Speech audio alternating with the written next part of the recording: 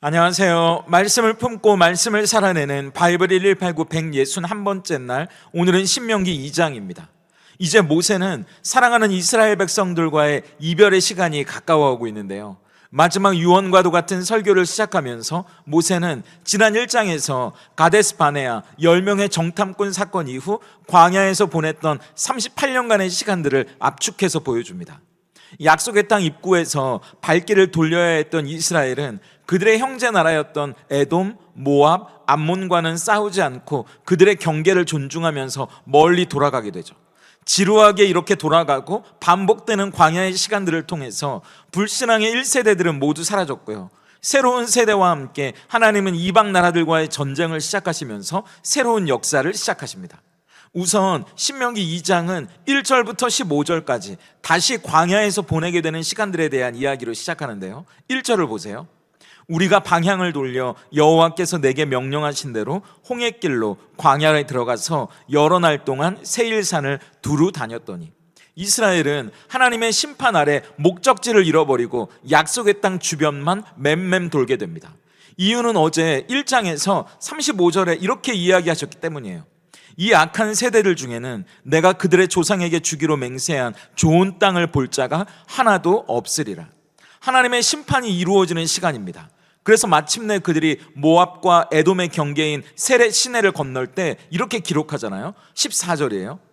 가데스 바네아에서 세렛 시내를 건너기까지 38년 동안이라. 이때에는 그 시대의 모든 군인들이 여호와께서 그들에게 맹세하신 대로 진영 중에서 다 멸망하였나니.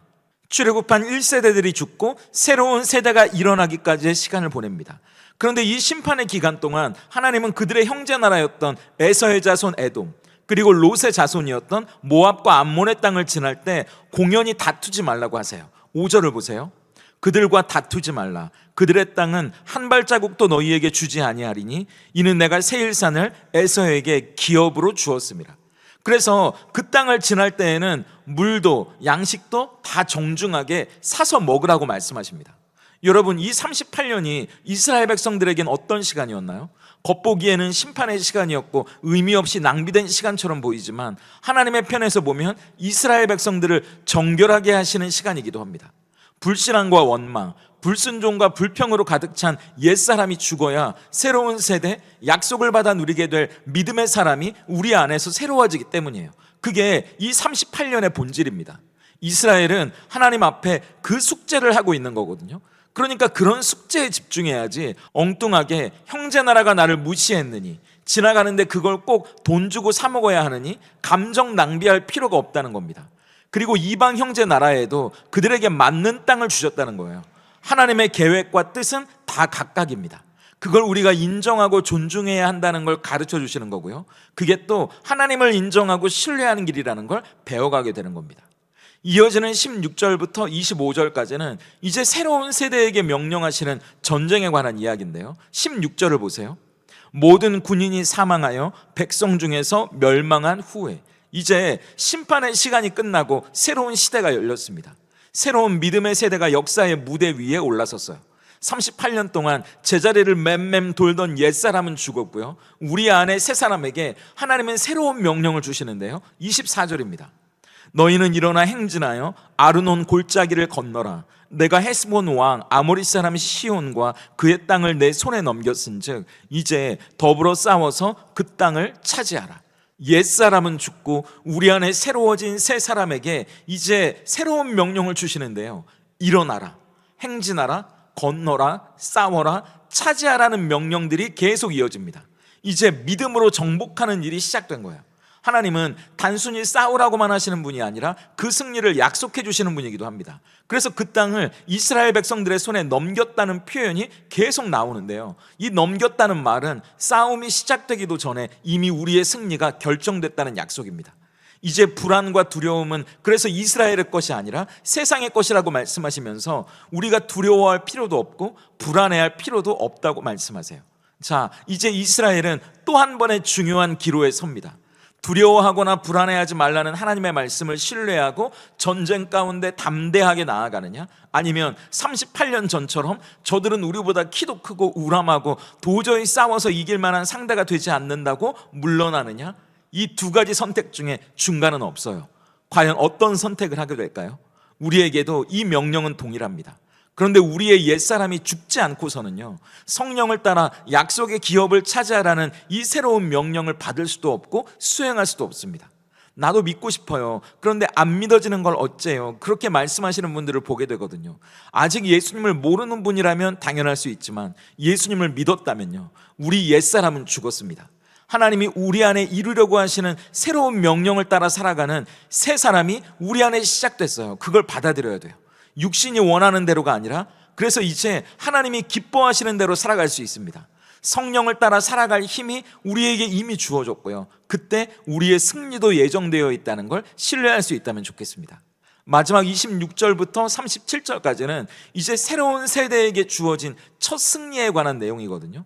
이미 24절에서 이 헤스본의 왕 아모리 사람 시온을 이스라엘의 손에 넘기셨다고 말했잖아요. 그래서 싸워서 그 땅을 차지하라고 이야기하셨지만 모세는 즉시 쳐들어가는 것부터 시작하지 않고 먼저 평화의 말로 길을 열어달라고, 그래서 우리가 땅을 통과하게 해달라고 제안합니다. 이건 싸워서 차지하라는 말과 모순처럼 보이지만 아니에요. 우리가 민수기에서 봤던 것처럼 구약의 전쟁은 헤렘의 전쟁이거든요. 헤렘이 뭔가요? 진멸하는 겁니다. 하나님은 이 거룩한 헤렘의 전쟁의 책임이 누구에게 있는지 이 과정을 통해 우리에게 보여주시는 거거든요. 30절을 보세요. 헤스본 왕 시온이 우리가 통과하기를 허락하지 아니하였으니 이는 내 하나님 여호와께서 그를 내 손에 넘기시려고 그의 성품을 완강하게 하셨고 그의 마음을 완고하게 하셨음이 오늘날과 같으니라. 우리는 이 비슷한 장면을 이미 출애굽기에서 봤습니다.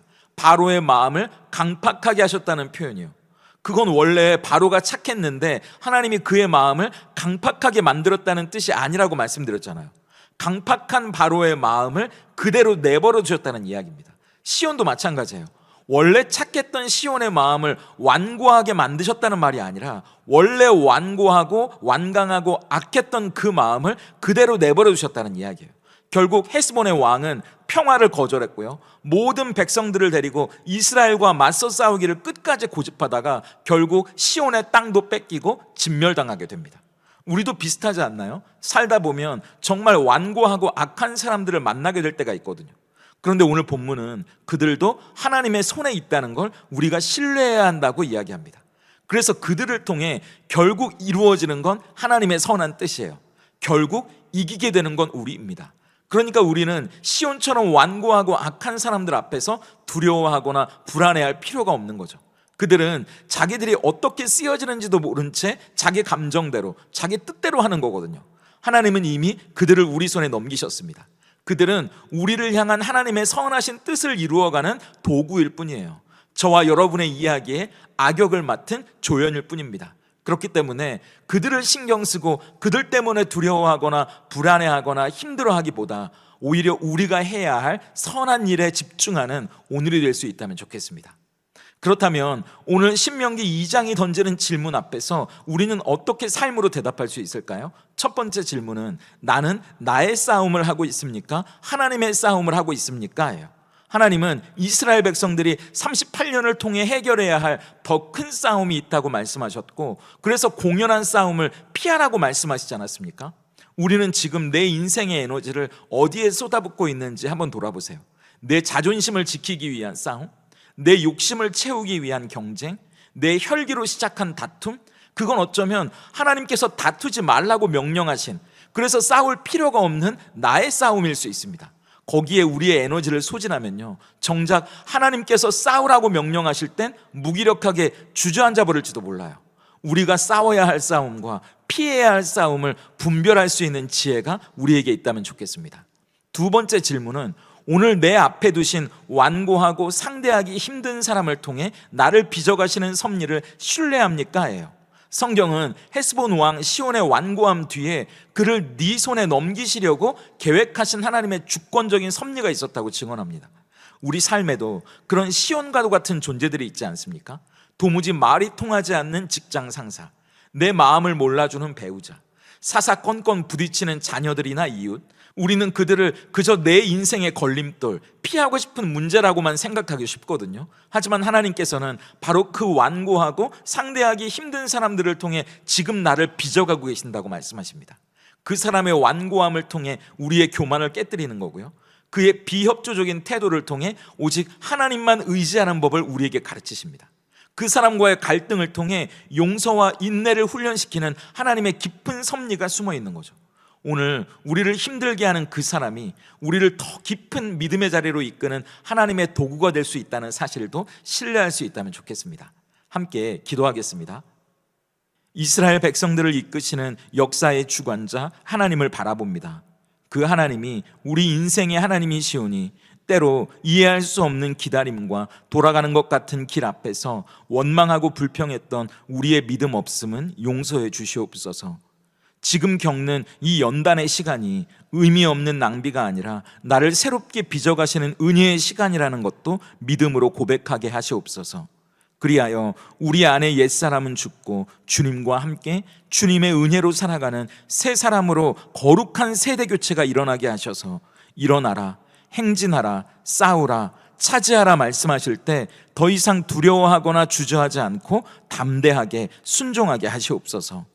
우리를 두렵게 하는 완고하고 악한 사람들까지 들어 우리를 빚어가실 것 또한 신뢰하오니 오늘도 우리 앞에 놓인 영적인 싸움을 승리하는 하루 되게 하시옵소서. 예수님의 이름으로 기도드립니다. 아멘.